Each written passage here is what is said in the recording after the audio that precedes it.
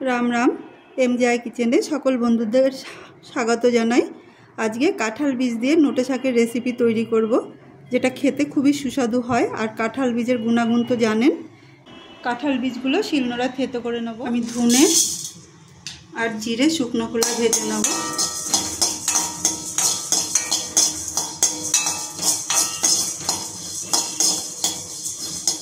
এরপর আমি দিয়ে দিচ্ছি জিরে, এটা ভালো করে ভাজবো। দিয়ে দিচ্ছি তেল, দিয়ে দিচ্ছি তেজপাতা, শুকনো লঙ্কা, এবার দিয়ে দিচ্ছি 5 ফোড়ন। একটু ভাজা হবে।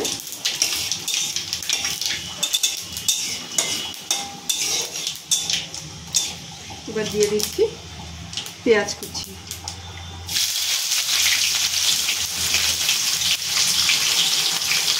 পেঁয়াজটা হালকা ব্রাউন করে ভেজে নেব। পেঁয়াজটা নরম হয়েছে, এবার আমি দিয়ে দিচ্ছি আদা রসুনের পেস্ট 1 চামচ, দিয়ে দিচ্ছি চেরা কাঁচা লঙ্কা,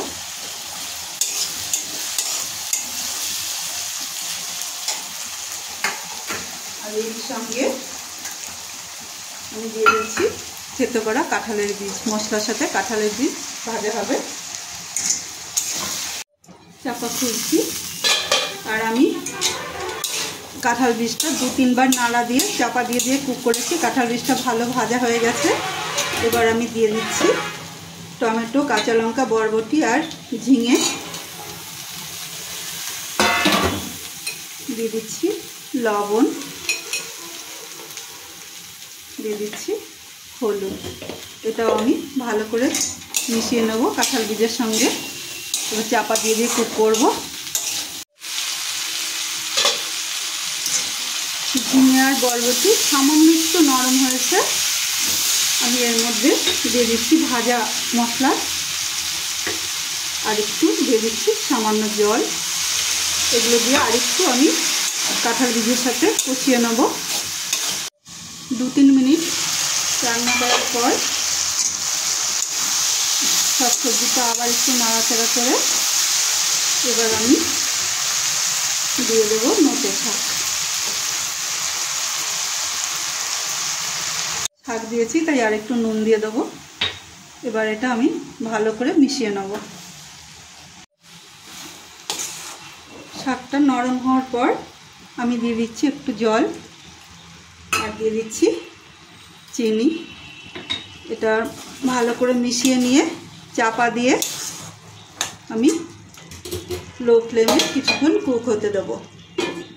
চাপা দিয়ে 5 মিনিট কুক করার পর চাপা খুলছি। জল বেরিয়েছে সাইডে, কারণ অনেকটাই হয়ে গেছে। কাঁঠালের বীজ আরেকটু হবে। এবার শেষে আরেকটু ভাজা মশলা দিয়ে দিচ্ছি।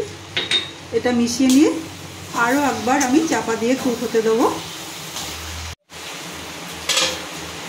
রেসিপিটা রেডি। আমি এবার নামিয়ে সার্ভ করব। কাঁঠাল বীজ দিয়ে নোটে শাকের রেসিপি যদি ভালো লাগে লাইক, কমেন্ট, শেয়ার করুন আর সাবস্ক্রাইব করে আমার পাশে থাকুন। সবাই সুস্থ থাকুন, ভালো থাকুন।